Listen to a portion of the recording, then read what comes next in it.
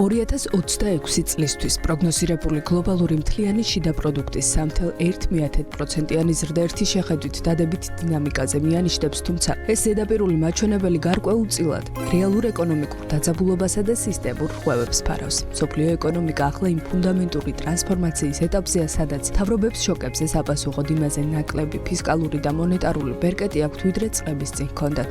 ღია ვაჭრობისა და ინტეგრირებული მიწოდების ჯაჭვების ტრადიციული ჩარჩოკი ნელ-ნელა წარსულს ბარდება. არსებული რეალობის პირველი და უმთავრესი ნიშანი გლობალური ეკონომიკური წესრიგის ფრაგმენტაცია. თუ აწლევლების განმავლობაში ბიზნესის მთავარი ლოგიკა ხარჯების მინიმიზაცია იყო, ახლა პრიორიტეტი პოლიტიკურ უსაფრთხოებასა და ეგრეთ წოდებულ მეგობარ ქვეყნებში წარმოების გადატანას ენიჭება. მიწოდების ჯაჭვები უკვე არაეკონომიკური ეფექტიანობის, არამედ გეოპოლიტიკური რისკების მართვის პრინციპით იგება. ამის ნათელი მაგალითია დიდი ოცეულის ქვეყნებში ტარიფებით დაფარული იმპორტის რეკორდული ზრდა, რაც სავაჭრო ურთიერთობებს გეოეკონომიკური დაპირისპირების იარაღად აქცევს. მართალია, ახალი ორმხრივი შეთანხმებები იქნება ეს ევროკავშირი, მერკოსურის ალიანსი თუ კანადა, ჩინეთის შეთანხმება სისტემას სრული კოლაფსის განიცავს, თუმცა გლობალური ვაჭრობა აშკარად რთულ, ხარჯიან და ადაპტაციის საკმაოდ არასტაბილურ ფაზას გადის. ამ ეკონომიკურ არასტაბილურობას ამძიმებს დიდ სახელმწიფოებს შორის გეოპოლიტიკური ესკალაციის მუდმივი საფრთხე, რაც გლობალურ ბაზრებს მძიმე ტვირთად აწვება. რუსეთ-უკრაინის გაჭიანურებულმა ომმა ცხადა და ჩვენა თუ როგორ იწვევს კონფლიქტი ენერგეტიკულ შოკებს, სასურსათო კრიზისსა და კაპიტალის მასობრივ გადადინებას თავდაცვის სექტორში. ცხადია, მხოლოდ რეგიონული პრიზმიდან არ უნდა შევხედოთ გლობალური ეკონომიკის სურათს, მით უფრო მაშინ, როცა რისკების გეოგრაფია წელს კიდევ უფრო ფართოვდება.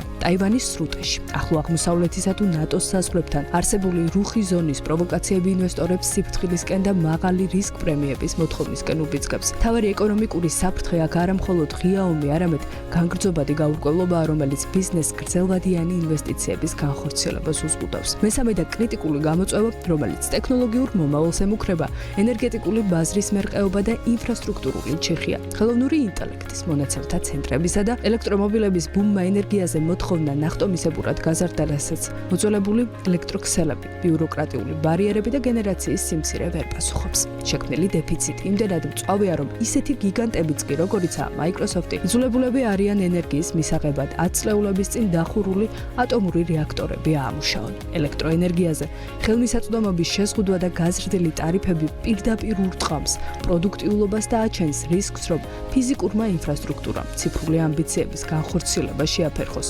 ყველა ამ ასპექტისა და მოცემულობის გათვალისწინებით აშკარაა, რომ წელს გლობალური ეკონომიკა არა იმდენად ზრდის ტემპით, არამედ მრავალმხრივ სარისკო რეალობასთან არც ისე უმტკივნეულო ადაპტაციით ხასიათდება.